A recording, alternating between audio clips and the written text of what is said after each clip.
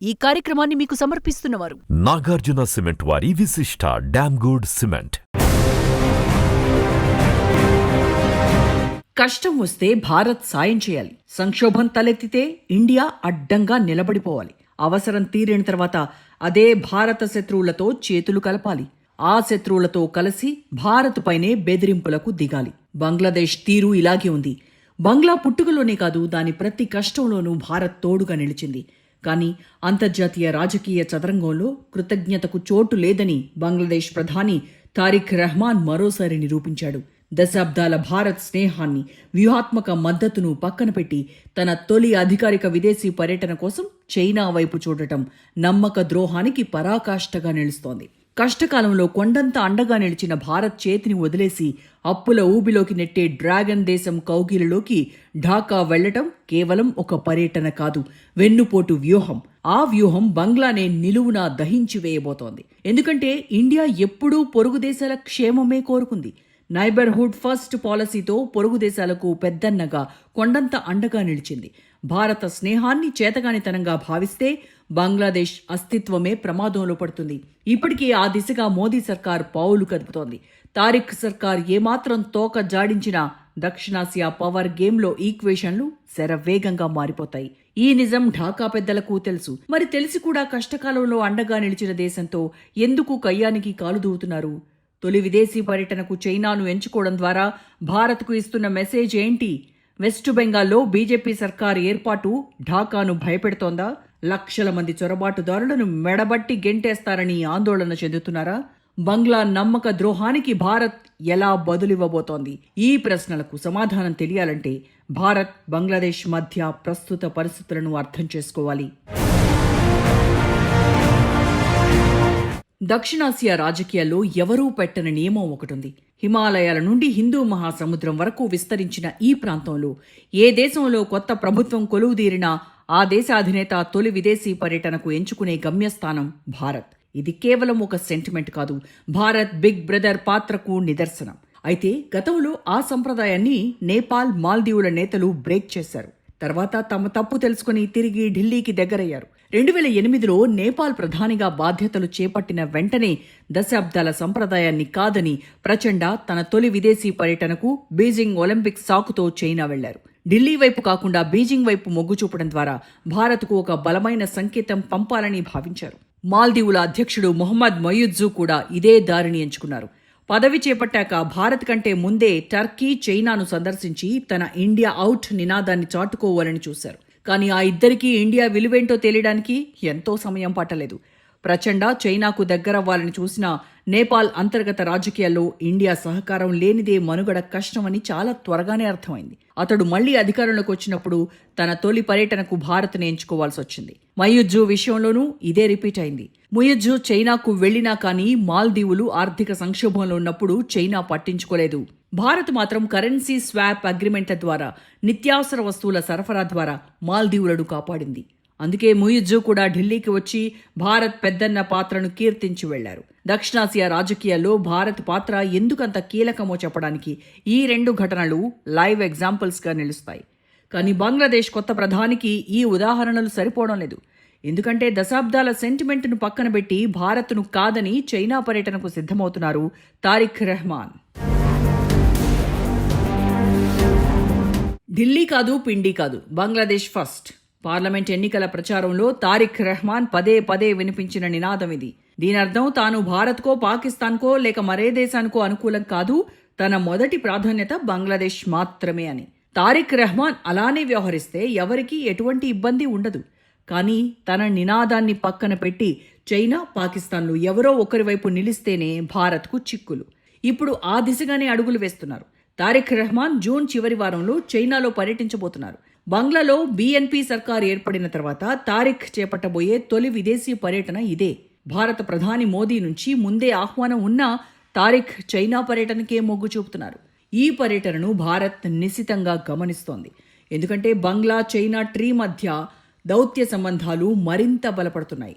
బంగ్లాదేశ్లో చైనా రాయబారి యావో వెన్ ఇటీవల మాట్లాడుతూ తారిక్ రెహమాన్ రాబోయే చైనా పర్యటన ఇరు దేశాల ద్వైపాక్షిక సంబంధాలను మరింత బలోపేతం చేస్తుందని, ఈ బంధం కొత్త శిఖరాలకు చేరిందని అభివర్ణించారు.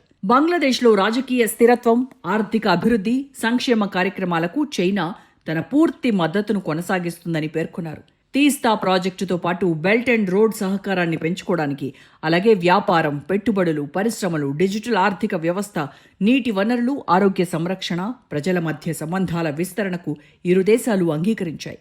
బంగ్లాదేశ్ విదేశాంగ వ్యవహారాల సలహాదారు హుమాయూన్ కబీర్ కూడా తారిక్ ఖచ్చితంగా చైనాను సందర్శిస్తారని చెప్పారు. సో తారిక్ తొలి అధికారిక విదేశీ పర్యటన కోసం దశాబ్దాల సెంటిమెంట్లను పక్కన పెట్టి భారత్ను కాదని చైనాకు వెళుతున్నారు అనడానికి ఈ పరిణామాలు చాలు.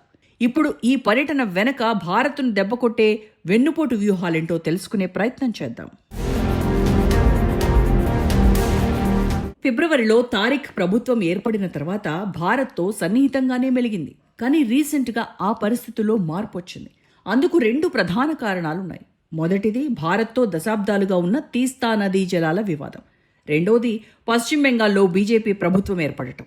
మొదటి వివాదం విషయానికి వస్తే, భారత్ బంగ్లాదేశ్ మధ్య నీటి పంపిణీలో పరిష్కారం కాని సమస్యల్లో తీస్తా జలాల వివాదం ఒకటి. తూర్పు హిమాలయాల్లో పుట్టిన తీస్తా నది సిక్కిం, వెస్ట్ బెంగాల్ గుండా ప్రవహించి బంగ్లాదేశ్లో సముద్రంలో కలుస్తోంది. ఈ నది బంగ్లాదేశ్లో సాగుకు, కోట్లాది మంది జీవనోపాధికి ఎంతో కీలకం.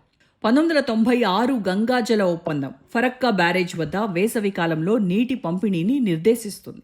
అయితే నీటి కొరత ఉన్న నెలల్లో భారత్ తగినంత నీటిని విడుదల చేయటం లేదని, దీనివల్ల దిగువ ప్రాంతాల్లోని వ్యవసాయం, జీవనోపాధులు ప్రభావితం అవుతున్నాయని ఢాకా ఆరోపిస్తోంది. వాతావరణ మార్పులపై ఆందోళనలు తగ్గుతున్న నీటి లభ్యతపై వివాదానికి మరింత ఆజ్యం పోశాయి. 1996 ఒప్పందం ఈ ఏడాది చివర్లో ముగియబోతోంది. ఈ నేపథ్యంలో తీస్తా జలాల్లో తమకు న్యాయమైన వాటా కావాలని బంగ్లా కోరుతోంది. ఈ వివాదంలోకి చైనాను లాగి భారత్పై ఒత్తిడి పెంచాలనేది ఢాకా అసలు ప్లాన్. తీస్తా నిర్వహణ, పునరుద్ధరణ ప్రాజెక్టుపై చైనాతో జరిపిన చర్చలు ఫలప్రదమయ్యాయని, ఈ ప్రాజెక్టుకు చైనాకు చెందిన ఎగ్జిమ్ బ్యాంక్ నిధులు సమకూర్చే అవకాశం ఉందని ఇటీవలే బంగ్లాదేశ్ విదేశాంగ వ్యవహారాల సలహాదారు కబీర్ చెప్పుకొచ్చాడు. ప్రస్తుతం స్టడీ రిపోర్టు పరిశీలనలో ఉందని, దాని సిఫార్సులను లెక్కిస్తున్నామని చెప్పాడు. ఈ ప్రాజెక్టు అమలు ముందుకు సాగటానికి ముందు వివరణాత్మక చర్చలు, సంప్రదింపులు అవసరమని పేర్కొన్నారు. ఇటీవల తీస్తా ఒప్పందం జరిగితేనే ఇండియాతో బంధం బలపడుతుందని బీఎన్పీ మెలికిపెట్టింది కూడా. తీస్తా నదిలో నీటి మట్టం తగ్గకుండా ఉండటానికి భారీ రిజర్వాయర్లు, కట్టలు నిర్మించడంలో చైనా సాంకేతికత, నిధులు పొందటం తారిక్ సర్కార్ ప్లాన్. భారత్తో జలాల ఒప్పందం దశాబ్దాలుగా పెండింగ్లో ఉండటంతో భారత్ కోసం వేచి చూడకుండా సొంతంగా నదిని అభివృద్ధి చేసుకోవాలని బంగ్లాదేశ్ భావిస్తోంది. ఇందులో భాగంగా తీస్తా ప్రాజెక్టులో జిన్పింగ్ ప్రభుత్వం పెట్టుబడులు పెట్టడం దాదాపు ఖాయంగా కనిపిస్తోంది. ఈ ప్రాజెక్టులో డ్రాగన్ భాగస్వామ్యం కావడం భారత్కు వ్యూహాత్మకంగా, భద్రతాపరంగానూ ఆందోళన కలిగించే అంశమే. తీస్తా నది ప్రవహించే ప్రాంతం భారత్లోని అత్యంత సున్నితమైన సిలిగురి కారిడార్కు అతి సమీపంలో ఉంటుంది. ఇక్కడ చైనా ఇంజనీర్లు, అధికారుల కదలికలు పెరిగితే అది భారత రక్షణ వ్యవస్థపై ప్రభావం చూపే అవకాశం ఉంది. దీంతో ఈ పరిణామాన్ని ఇండియా నిశితంగా పరిశీలిస్తోంది. చైనాతో చేతులు కలపడం ద్వారా భారత్పై ఒత్తిడి తెచ్చి అనుకూలమైన జలాల ఒప్పందాన్ని కుదుర్చుకోవాలని బంగ్లాదేశ్ ప్రభుత్వం భావిస్తోంది. బంగ్లాదేశ్లో చైనా పెట్టుబడులు పెరగడం వల్ల ఆ దేశంపై మన దేశ ప్రభావం తగ్గే అవకాశం ఉంది. పశ్చిమాసియా యుద్ధంతో బంగ్లాదేశ్లో ఇంధన సంక్షోభం తలెత్తితే కొండంత అండగా నిలిచింది మన దేశమే. కానీ తిన్నింటి వాసాలు లెక్కబెడుతూ ఇప్పుడు భారత్తోనే కయ్యానికి కాలు దువ్వుతోంది. అక్రమ వలసదారుల విషయంలోనూ, ఇప్పుడు తీస్తా నదీ జలాల వివాదంలోనూ భారత్ను రెచ్చగొట్టి తన మాట నెగ్గించుకోవాలని ట్రై చేస్తోంది. కానీ ఈ ప్రయత్నాలు అస్సలు వర్కౌట్ కావు. ఎందుకంటే బంగ్లాదేశ్ వంటి తిన్నింటి వాసాలు లెక్కబెట్టే దేశాలను ఎక్కడ, ఎప్పుడు, ఎలా కొట్టాలో భారత్కు చాలా బాగా తెలుసు. ఇక రెండో అంశం, పశ్చిమ బెంగాల్లో బీజేపీ ఘన విజయం. పశ్చిమ బెంగాల్ ముఖ్యమంత్రిగా సువేందు బాధ్యతలు చేపట్టిన తర్వాత బంగ్లాదేశీ చొరబాటుదారులకు చెక్ పెట్టడమే లక్ష్యంగా 3 సంచలన నిర్ణయాలు తీసుకున్నారు. వాటిలో మొదటిది సరిహద్దుల్లో కంచె నిర్మాణానికి అవసరమైన భూమిని బీఎస్ఎఫ్కు బదిలీ చేయడం. రెండవది అత్యంత కీలకమైన సిలిగురి కారిడార్ను కేంద్రానికి ఇవ్వడం. మూడోది బెంగాల్ నుంచి చొరబాటుదారులను తరిమేసేందుకు సీఏఏ అమలు చేయడం. ఈ 3 నిర్ణయాలే బంగ్లాదేశ్ ప్రభుత్వ పెద్దలను వణికిస్తున్నాయి. ఎందుకంటే పశ్చిమ బెంగాల్ నుంచి బంగ్లాదేశీలను తరిమేస్తే వచ్చే సంక్షోభం ఎలా ఉంటుందో వారికి చాలా బాగా తెలుసు. బెంగాల్, బంగ్లాదేశ్ మధ్య 2216 కిలోమీటర్ల పొడవైన భూ సరిహద్దు ఉంది. దాదాపు 1647 కిలోమీటర్ల మేర ఇప్పటికే ఇనుప కంచె నిర్మించారు. మిగిలిన 569 కిలోమీటర్ల సరిహద్దులో కొన్ని ప్రాంతాలు నదులు, చిత్తడి నేలలు కావడం వల్ల కంచె వేయడం సాధ్యపడలేదు. మిగిలిన ప్రాంతాల్లో కంచె నిర్మాణానికి గత మమతా ప్రభుత్వం భూమి ఇవ్వలేదు. దీంతో ఏటా వేల సంఖ్యలో అక్రమ వలసదారులు దేశంలోకి చొరబడుతున్నారు. ప్రభుత్వ అధికారిక నివేదికల ప్రకారం ప్రతి సంవత్సరం సగటున 1500 నుండి 1800 మంది వరకు బంగ్లాదేశీయులు, రోహింగ్యాలు సరిహద్దు దాటుతూ బీఎస్ఎఫ్ చేతికి చిక్కుతున్నారు. కానీ సెక్యూరిటీకి చిక్కకుండా లోపలికి వచ్చే వారి సంఖ్య అంచనాకు మించి ఉంటుందని నివేదికలు చెబుతున్నాయి. ఆ పరిస్థితులకు సువేందు అధికారి సర్కార్ చెక్ పెట్టింది. ఇటీవలే కంచె నిర్మాణానికి అవసరమైన భూమిని బీఎస్ఎఫ్కు బదిలీ చేసింది. బంగ్లా పాలకులకు ఇది మొదటి దెబ్బ. రెండో నిర్ణయం చికెన్ స్నెక్ను కేంద్రానికి అప్పగించడం. చైనా ఎప్పటి నుంచో కన్నేసిన సిలిగురి కారిడార్ను కేంద్రానికి అప్పగించడాన్ని ఢాకా జీర్ణించుకోలేకపోతోంది.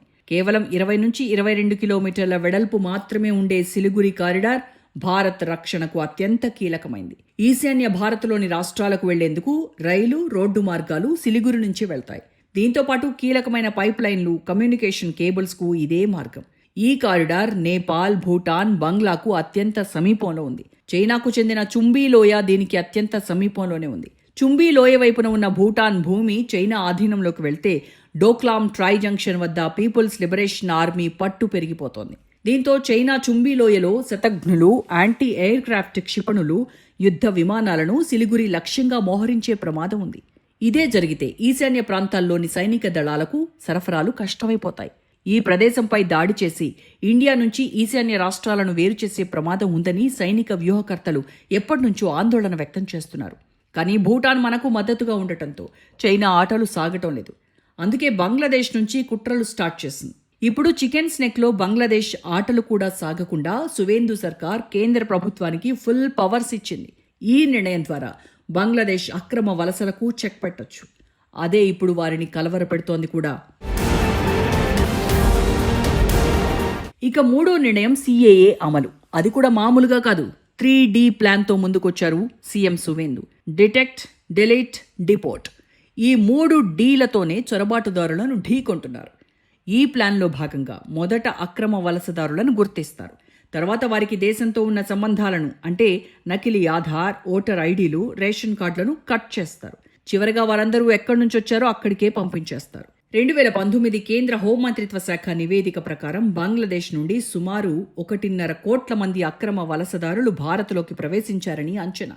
2021లో బీఎస్ఎఫ్ సిలిగురి సెక్టార్లో 3,500 మంది చొరబాటుదారులను అరెస్ట్ చేసింది. వీరిలో ఎక్కువ మంది బంగ్లాదేశ్ నుండి వచ్చిన వారే. మయన్మార్ నుంచి రోహింగ్యా శరణార్థులు బంగ్లాదేశ్ ద్వారా భారత్లోకి ప్రవేశించారు. 2018లో జాతీయ భద్రతా సలహాదారు అజిత్ దోవల్ ఈ చొరబాట్లు ఈశాన్య రాష్ట్రాల జనాభా సమతుల్యతను దెబ్బతీస్తున్నాయని హెచ్చరించారు. కానీ వెస్ట్ బెంగాల్లో మమతా బెనర్జీ ప్రభుత్వం కేంద్రానికి సహకరించకపోవడంతో ఎటువంటి చర్యలు తీసుకోలేకపోయారు. ఎట్టకేలకు బీజేపీ సర్కారు ఏర్పాటుతో ఇప్పుడు పూర్తిగా సరిహద్దుపై ఫోకస్ పెట్టారు. ప్రస్తుతం హకీంపూర్ చెక్పోస్టు దగ్గర పెద్దెత్తున బంగ్లాదేశీలు గుమికూడారు. ప్రభుత్వం తమను ఎక్కడ హోల్డింగ్ సెంటర్స్లో పడేస్తోందో అన్న ఆందోళనతో స్వదేశానికి వెళ్లటానికి ఎదురు చూస్తున్నారు. ఈ చర్యలని బంగ్లా లీడర్లు జీర్ణించుకోలేకపోతున్నారు. ఎందుకంటే భారత్ ఒక్కసారి లక్షల మందిని బంగ్లాదేశ్కు గెంటేస్తే ఎలాంటి విపత్కర పరిస్థితులు ఎదురవుతాయో వారికి చాలా బాగా తెలుసు. ప్రస్తుతానికి బంగ్లాదేశ్ ఆర్థికంగా క్లిష్ట పరిస్థితిలో ఉంది. యూనస్ నేతృత్వంలోని తాత్కాలిక ప్రభుత్వం చేసిన తప్పులు ఢాకాను పాతాళంలోకి నెట్టేశాయి. ఇలాంటి సమయంలో భారత్ ఒకేసారి లక్షలాది మంది చొరబాటుదారులను బంగ్లాదేశ్కు గెంటేస్తే ఢాకా ఆర్థిక వ్యవస్థ తీవ్రమైన సంక్షోభంలో మునిగిపోతుంది. లక్షలాది మందికి ఆహారం, ఆశ్రయం, తాగునీరు, వైద్య సదుపాయాలు కల్పించడానికి ప్రభుత్వం భారీగా ఖర్చు చేయాల్సి ఉంటుంది. ఇది బంగ్లా బడ్జెట్ను అత్తలాకుతలం చేస్తుంది. దేశీయంగా అకస్మాత్తుగా డిమాండ్ పెరగడం వల్ల బియ్యం, పప్పులు, కూరగాయలు వంటి నిత్యావసర వస్తువుల కొరత ఏర్పడుతుంది. డిమాండ్కు సరిపడా సరఫరా లేక మార్కెట్లో ధరలు ఆకాశానంటుతాయి. ఇలా చొరబాటుదారుల అకస్మాత్తు తరలింపు ఇప్పటికే కష్టాల్లో ఉన్న బంగ్లాను ఒక మానవతా సంక్షోభంలోకి నెట్టడమే కాకుండా ఆ దేశాన్ని అంతర్జాతీయ బ్యాంకులు, ఇతర దేశాల ఆర్థిక సహాయంపై పూర్తిగా ఆధారపడేలా చేస్తుంది. దీర్ఘకాలంలో జీడీపీ వృద్ధిని దెబ్బతీసి పేదరికాన్ని మరింత పెంచుతుంది. ఒక్క ముక్కలో చెప్పాలంటే బంగ్లాదేశ్ తిరిగి కోలుకోవడం అసాధ్యం అనేలా పరిస్థితి మారిపోతుంది. అందుకే బంగ్లా పాలకులు భారత్పై ఒత్తిడి తేవాలనుకుంటున్నారు. చైనాతో చేతులు కలిపితే భారత్ ఆటోమేటిక్గా దారికొస్తుందని తప్పుడు లెక్కలు కడుతున్నారు. అందులో భాగంగానే భారత్ను కాదని చైనా పంచన చేరుతున్నారు తారిక్ రెహమాన్. కానీ ఈ వ్యూహం తిరిగి బంగ్లాదేశ్కే శాపమవుతుంది. ఎందుకంటే భారత్ను ప్రాధేయపడితే కనికరిస్తుందేమో కానీ బెదిరిస్తే ఖచ్చితంగా చావు దెబ్బ కొడుతుంది. తారిక్ నమ్మక ద్రోహానికి పాల్పడితే ఆ రెండో మార్గాన్ని అమలు చేస్తుంది. అప్పుడు బంగ్లాదేశ్ను చైనా కాదు కదా, వాళ్ళు నమ్మే దేవుడే దిగొచ్చినా కాపాడలేడు. ఈ కార్యక్రమాన్ని మీకు సమర్పించినవారు నాగార్జున సిమెంట్ వారి విశిష్ట డామ్ గుడ్ సిమెంట్.